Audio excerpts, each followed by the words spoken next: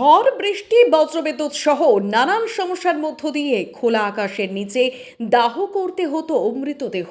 এলাকায় ছিল না কোনো নির্দিষ্ট শ্মশান চুল্লি, যে কারণে আপনজনকে হারিয়ে শেষ যাত্রায় বিদায় দিতে গিয়েও আত্মীয় পরিজনদের নরক যন্ত্রণার দুর্ভোগ পোহাতে হতো।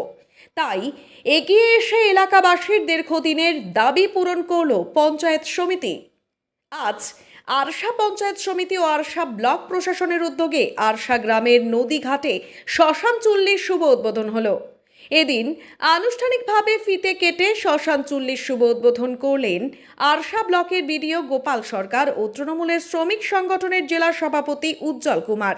উপস্থিত ছিলেন আরশা পঞ্চায়েত সমিতির কৃষি বিভাগের কর্মাধ্যক্ষ উৎপল কুমার ও অন্যান্যরা। আমাদের এখানে শ্মশানঘাট হয়েছে, এটা খুব ভালো হয়েছে। আগে ছিল না ইয়ার আগে, কিন্তু এইটা হয়ে খুব ভালো হয়েছে। ঝড় বৃষ্টি আলো কোনো অসুবিধা হবে না। আর সব ব্লক প্রশাসনকে ধন্যবাদ জানাই। গৌরীশঙ্কর মাহাতো।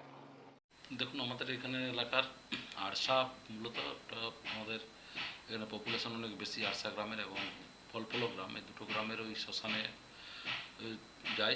এসে দীর্ঘদিনের এলাকাবাসীর দাবি ছিল যে এখানে একটা শ্মশান চুল্লি হোক দুটো গ্রামেরই। তো এবং সামনাসামনি আরও একটা অঞ্চল পড়ে মানকিয়ারি অঞ্চল, সেখানে চিটিডি গ্রামের এবং সামনাসামনি 3-4টা গ্রামের সেখানে মৃতদেহ যায় পোড়ানোর জন্য। তো তার দীর্ঘদিনের দাবি ছিল যে এই একটা শ্মশান চুল্লি যাতে হয়।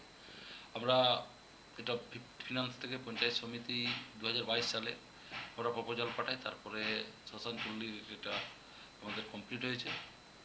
মানে 2022-এর পরে 23-24 অর্থবর্ষের যে টাকা, সেই টাকা থেকে আরশা পঞ্চায়েত সমিতি এবং ব্লক প্রশাসনের উদ্যোগে আমাদের এই শ্মশান চুল্লি আজকে আমরা উদ্বোধন করতে পেরেছি এবং এলাকাবাসীর যে দাবি, দীর্ঘদিনের দাবি, সেই দাবি আমরা মেটাতে পেরেছি এবং এলাকাবাসী তাতে খুব আনন্দিত হয়েছে যে আমরা এলাকায় একটা শ্মশান চুল্লি পেয়েছি।